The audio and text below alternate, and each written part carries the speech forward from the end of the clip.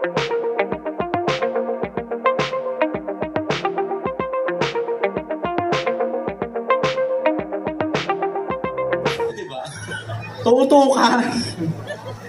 Pangit man ako sa inyong paningin. Yung isa ngongo, yung isa mongguloid. Welcome to Miss Gay Kapansanan! Candidate number 5, kagawad ka pala.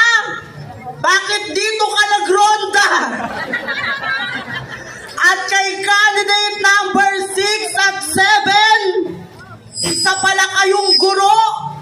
Bakit dito kayo nagturo? At kay candidate number 9, kung siya na lang daw ang huling babae sa mundo, papakasalan niyo ba siya? Hindi! Candidate number 9, kung ako tinanong mo, sasapakin ko mukha mo. By the way, my name is Almer Diazis. In short, Alzheimer disease. At ngayong gabi, bakit hindi nyo po sabay-sabay palakpakan at iyawan? I am proud and humble dahil isa rin po ako sa Miss Gay Pangkalawakan na nag-viral sa TikTok na umabot lamang po ng 15 million views. One of the legendary contestera ng Miss Gay Pangkalawakan way back 2013. Ako po ang babaeng namahid ng cake sa isang waiter. The one and only Binibining Alex Gonzangano. Alex Gonzangano na nagsasabing kung sa Bantay Bata 163, sa aming mga bakla Bantay Chupa 150. Again, judges, hindi man po ako sikat tulad ng aking mga kalaban. Hindi man po ako kilala tulad ng ilan, ngunit hindi po yun ang magiging basehan upang tanghalin kang Miss Gay Pangkalawakan.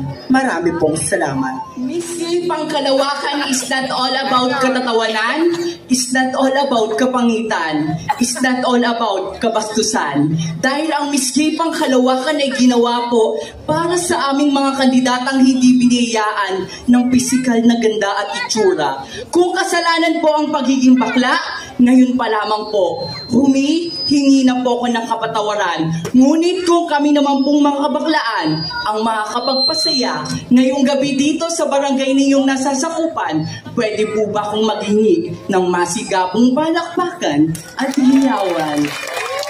Ilang libong taon na po ang nakararaan, isang layunin ang aming pinagmulan. Pinagkabuklod-buklod naming mga kabaklaan tungo sa mahusay na pagkakakilanlan. Sa layo pa po ng aming pinanggalingan sa mga pagsubok na aming tinahak ngayong gabi, kami po ay nasa inyong harapan, hindi para kudyain, laitin o inyong pagtawanan. Dahil ngayong gabi, magiging party po kami dito sa barangay ninyong nasasakupan. Pati ko pong pawang matatalino, edukado, intelihente ang mga hurado natin ngayong gabi. Kaya sa mga kapwa ko kandidata dyan, ibigay po natin ang 100% ng respeto sa pagpapakilala dahil 50% ng manonood ay pawang kabataan. Matuto po tayong maging magandang ehemplo kahit hindi tayo biniyaan ng pisikal na kaanyuan. Tama po kayo, ang baklang nasa inyong pong harapan ay nanggaling pa po sa lungsod ng Batanggenyo, all the way from Batangas City. My name is Jairo Romilla Padero. And now, please, do allow me to stand by the name. Ako po, ang babaeng nagpatibok sa pihikang puso ni Mr. Jericho Rosales. Miss Maha Labrador.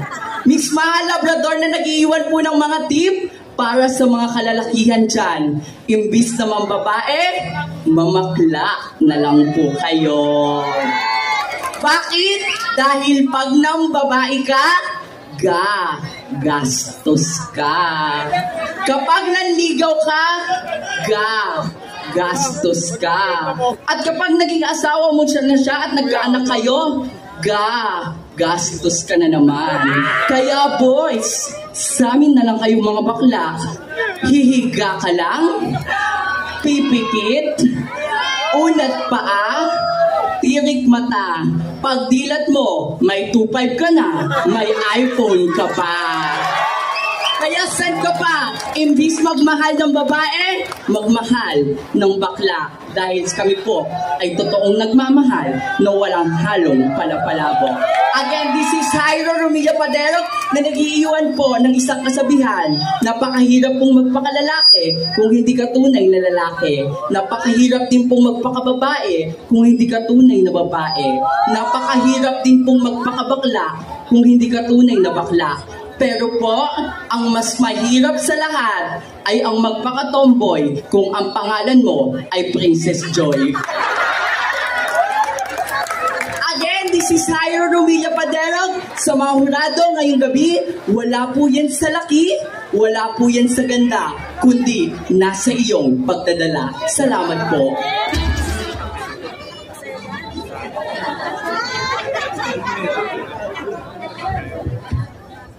Hindi, meron to. Didugtong to.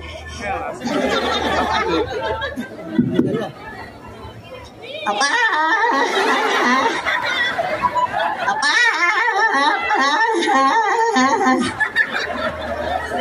O ano? Nagulat kayo, no? Akala nyo pipi ako, no? Ngongo kaya ako. Barangay 111! Ano na? Bomba na! Halatang adik kayo. Ang ilan nyo. Sabi ni candidate number 3, lahat daw ng idol niya namamatay na.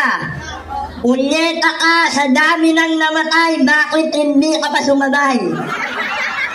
Sa ngalan ng 7 Dragon Ball, nung nauna sa akin mukhang tumol. By the way, my name is Miyuki, Kaneki, Anabiki, Sakuraki, Tamagoki, Anukin, all the way from the land of USA. United Squatters Area. Hindi naman po ako nakanood sa Miss Q&A ng 8 Showtime at sa Supper Serena ng 8 Bulaga. Mapapanood nyo naman po ako sa Channel 23, Animal Planet. Sabay-sabay po ninyong palakpakan at sayawan. Ako po ang baklang na panood nyo sa YouTube, sa Facebook at sa TikTok. Ang baklang magpasikat ng paspas sa buong Pilipinas na umabot lamang po ng 41 million views. At ako po ay proud and humble. Way back 2013, isa po ako sa nakabilang bilang isang legendary contestera ng Miss K Pangkalawakan. Sabay-sabay po ninyong palakpakan at siyawan ang babaeng nagmula sa langit, bumagsak sa lupa, nauna muka, kaya may biyak sa bunganga. Your one and only nag-iisang jowa ni Jack Roberto. Oh, ito nila. Oh. Binibining Barbie. Barbie Ngot Ortesa na nag-iiwan po sa inyo ng isang kataga. Hindi po lahat ng naka-face mask ay cute. Yung iba, kagaya ko, bingot. At payo lamang po sa lahat ng mga kalalakihan na nanonood ngayong gabi, kapag mag-jajakul kayo, isama niyo ako. Kasi kapag kasama niyo ako, para kang kumain ng nabisco. Ang sarap ng feeling mo. Once again, I am your candidate number 4. Lahat po ng mga hindi magagandang pananalita na namutawi po sa aking bunganga, ito po ay hindi nangangahulugang pambabastos at malaswa para sa inyong kapistahan. Bagkus kami po ay narito upang magpasaya ng libo-libong tao sa barangay ninyo. Dahil naniniwala po ako, 2 taon po tayong kinain ng kalungkutan dahil sa pandemya. Kaya ngayong gabi, karapatan ko natin ang tumawa because I do always believe in the saying that laughter will always be the best medicine. Maraming salamat po.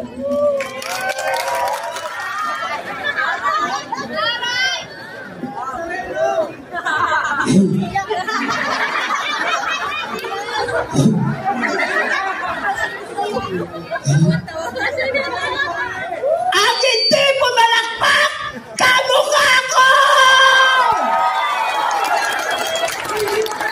Sa naunang kandidata, seryoso at baka Diyos ka pala!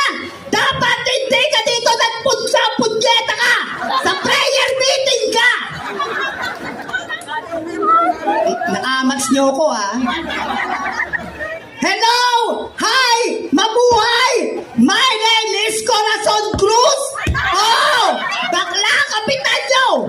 At sobrang pagmamahal ko sa inyo! Sumbali na rin ako sa patimpalak ko! Kaya kapag ako natalo dito, tumba, pati urado!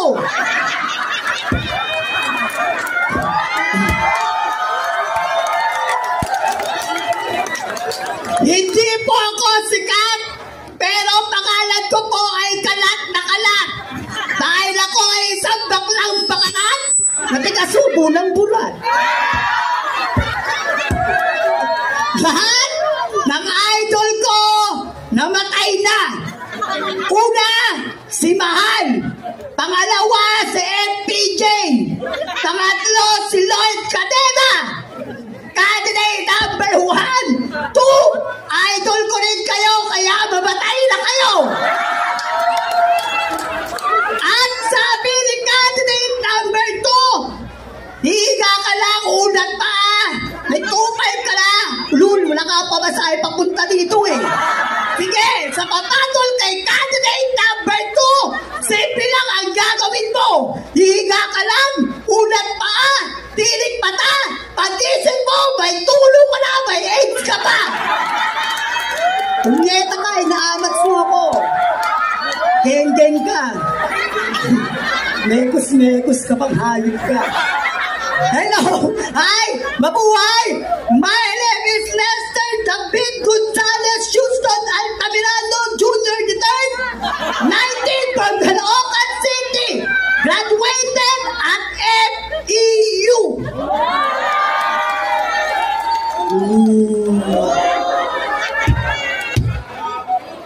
Paaralang elementarya ng Bulunga po. Jopay, kamusta ka na? At ako nga pala ang baklang halimaw na kauna-unahan na nag-viral sa YouTube at Facebook. At ang mga ilan lang po ay natunghayan nyo ang tunay na buhay ko sa real time. At ako rin po ang baklang kumain ng sambuong mangga sa Summer Sorella Intergalactic Itbulaga Grand Finals. At na makailan lang po, ako po ang baklang Miss Game Pangkalawakan ng Family Feud and the Bupay and Tekla Show. Bakit hindi niyo po sabay-sabay palakpakan na tayuan ang nag-iisang host ng PPP at PGT, Miss Tony Dragonsaga. Tony Dragonsaga na nag-iiwan isang kasabihan, tatlo lang po ang masarap sa mundo. Una, pagkain. Pangalawa, pera. At pangatlo, ako. Arte ka, punyeta ka. Kung hindi ka sigurado, i-text mo ako pag walang tao sa bahay nyo. Dahil pinapangako ko, kahit ako'y baklang pangit, kaya kitang dalhin sa langit kahit kamalang ang gamit. Oh. Tama na po ang kasiyahan. Dumapo naman po tayo sa simple at seryosong kasabihan. Bakla, bading, o tsaring-tsaring. Ano man po ang itawag nyo sa amin, amin po ang gabing ito, magsisilbing tagahanga lang namin ho kayo, dahil mahirap nagtakasan ang baklan nila ito sa pangumagahan, ngayong gabi naman po, inyong pinagpupuyatan at tigit sa lahat, inyong pinapalakpakan. At bago ko po iwalang sa magandang tablado ngayon ito, nag-iiwan po ako ng isang kataga, ang taong may taga sa usok, at sunod ko lang mo, ediwang kukrok in the birds. Ano, hindi nyo tutugtog ako pa mag place. Sa layo ng aking pinanggalingan, ang layo ng mind. Ako ba maka-adjust? Diyos ko, contestant ka na, organizer ka pa. Ng buhay yan.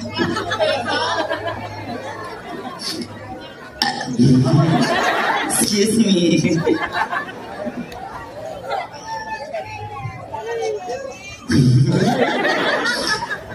Kung ako na lang po ang natitirang babae sa mundo, papakasalan niyo po ba ako?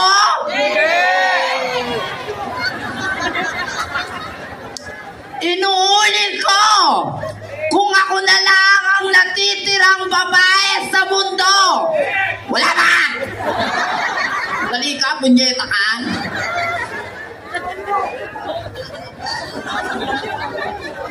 Hindi na wala ako. Gago ka rin eh. Kung ako na lang ang natitirang babae sa mundo, papakasalan niyo po ba ako? Nakikiusap po ako. Kung ako na lang ang natitirang babae sa mundo, papakasalan niyo po ba ako?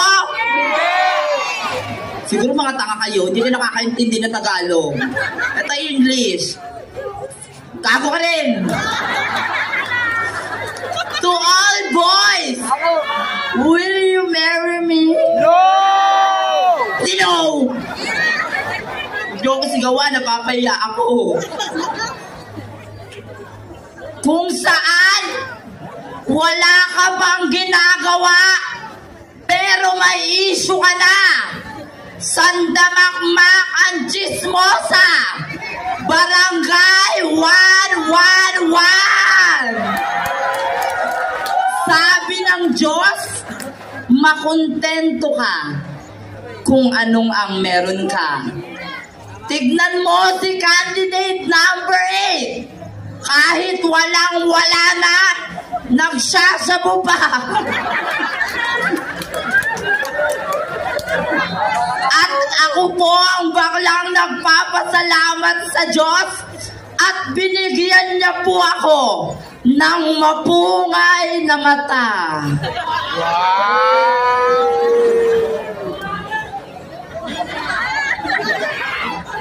Matangos na ilong.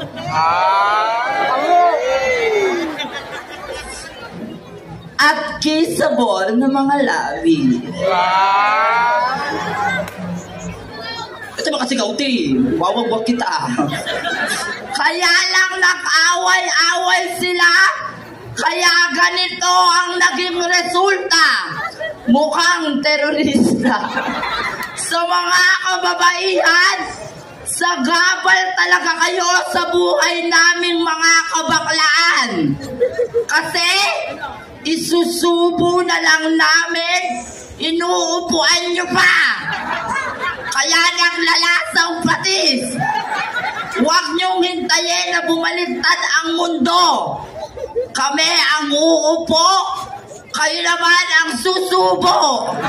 Nang matigman nyo ang pait ng aming mga buwis. Dahil kapag ako ang naging presidente, ipapatahi ko lahat ng pek-pek ng babae. Para patas ang laban. Puwet ang labanan. By the way, my name is Princess Chanel Sacramento Samaniego Monte Carlo Montenegro Epton alias Badong. But you can call me Abdul Jakul Salsalani Buratitut Bayagbag na Minekos Mekos ni Insan. A 23-year-old starter. At hindi ako magpapatalo. And I am proud to say to all of you that I am graduated at De La Salle. Dede Lama sabay salita. Pero ngayong gabi, hayaan niyo pong hiramin ko ang nagpakababae. Ang babaeng nagpatibok sa pihikang puso ng kumpare niyong si Mr. Boy Pickup. Ang nag-iisang Leneng B ng buhay niyo. Sabay-sabay po natin palakpakan at hiyawan si Binibining Sam. Goku. Hindi ba yawa? Tangin mo. Binibining Sam Goku na nagsasabi kung ang mga kalalakihan ay tinaguriang hotdog. Kaming mga kabaklaan ay tinaguriang lugaw. Kayo namang mga tomboy, mami. Mami Minger. Sa mga tomboy, mga piling pakboy kayo, nire-regla naman kayo.